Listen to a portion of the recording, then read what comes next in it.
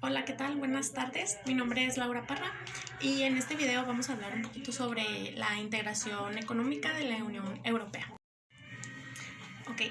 La integración regional económica de Europa se centra en dos bloques comerciales. Uno es la Unión Europea y el otro es la Asociación Europea de Libre Comercio.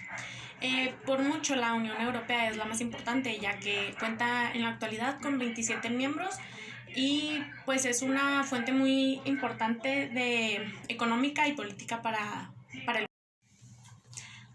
Como primer subtema tenemos la evolución de la Unión Europea. Surge a través del producto de dos factores principalmente políticos. Uno de ellos fue la devastación de Europa Occidental después de las dos guerras mundiales, y todo esto con el fin de obtener pues paz en el mundo. El otro fue principalmente que Europa tuviera un cierto tipo de integración, por así decirlo, de que estuviera como más en el escenario de la política y la economía mundial, que tuviera más parte de ella, pues.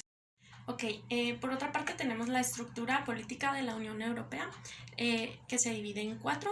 Una de ellas es la Comisión Europea, el Consejo de la Unión Europea, el Parlamento Europeo y la Corte de Justicia, que pues básicamente se encargan de problemas económicos y políticos.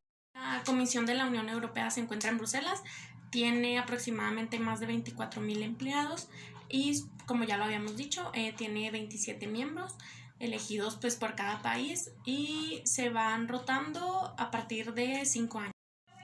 El Consejo de la Unión Europea se podría decir como que es la base central.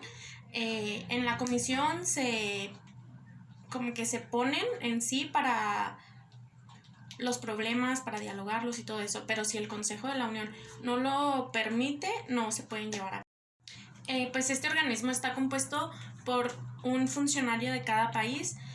Principalmente me llamó mucho la atención que no siempre están presentes. Es decir, por ejemplo, si están hablando de agrícola, se tienen que presentar los funcionarios especializados en el tema, pues por así decirlo, ya que es más viable que discutan los temas que pues gente que lo conoce.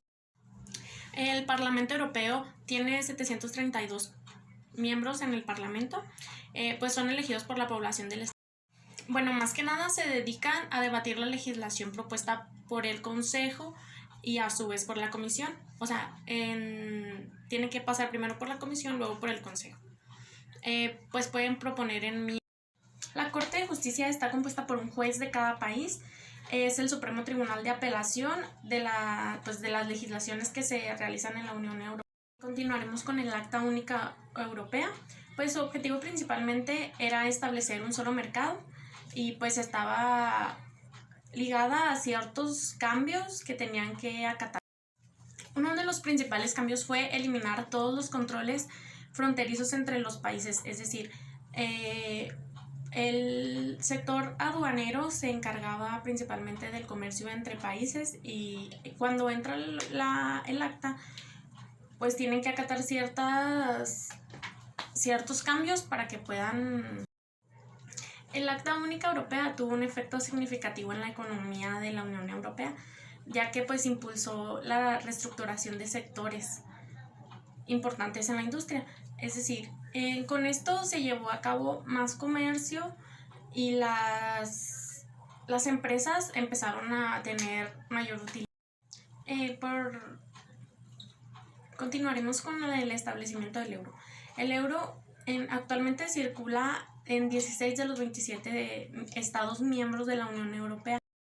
Con el establecimiento del euro, muchos países tenían cierta inconformidad, ya que pues ellos tenían su moneda en ese entonces.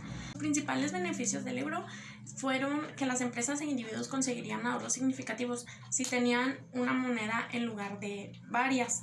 Es decir, si tú, por ejemplo, haces un ahorro de monedas de 10 pesos a hacer ahorro de una moneda de 1 peso, pues obviamente es más utilidad para ti hacerlo de 10. Así como también adoptar una nueva moneda sería más fácil comercializarla a comparación de precios en Europa. Es decir, por ejemplo, si ya todo vale a euros, es más fácil poder comprar y vender cosas y saber realmente el valor que tienen. Otro objetivo muy importante de esto, o el beneficio al que resultó la obtención del euro, sería que los precios bajarían. Los productores europeos querrán obligar a su mercado a adquirir sus productos, pero ellos también tienen que acatar las reglas de posicionar todo. Hablaremos de las primeras experiencias que se tuvo en el mercado europeo con la llegada del euro. Una experiencia un tanto no agradable fue la caída del euro. Fue que los inversionistas o principales productores importantes de Europa se llevaron su dinero para invertirlo en compañías estadounidenses. Es decir, todo el dinero que rescataban en Europa al comercializar y todo eso, en lugar de invertirlo o que diera vuelta en su propia economía, se lo llevaban a otros países para poder invertir. Ahora hablaremos sobre la ampliación de la Unión Europea. Como se había mencionado antes, para unir fuerzas con la Unión Europea deben acatarse ciertos puntos. En 1980, 13 países habían solicitado unirse, pero se les informó que tenían que acatar ciertas reglas para poder unirse. Una de las reglas era privatizar los bienes estatales, desregular el mercado, así como también reestructurar las industrias y dominar la inflación. También pues tienen que incorporarse al euro, por así decirlo, a la moneda que ellos tenían, y tenían que acatar las leyes de la Unión en sistemas legales, o sea, establecer un contrato que estuviera todo estipulado, cómo tenían que trabajar y cómo tenían que manejar la economía.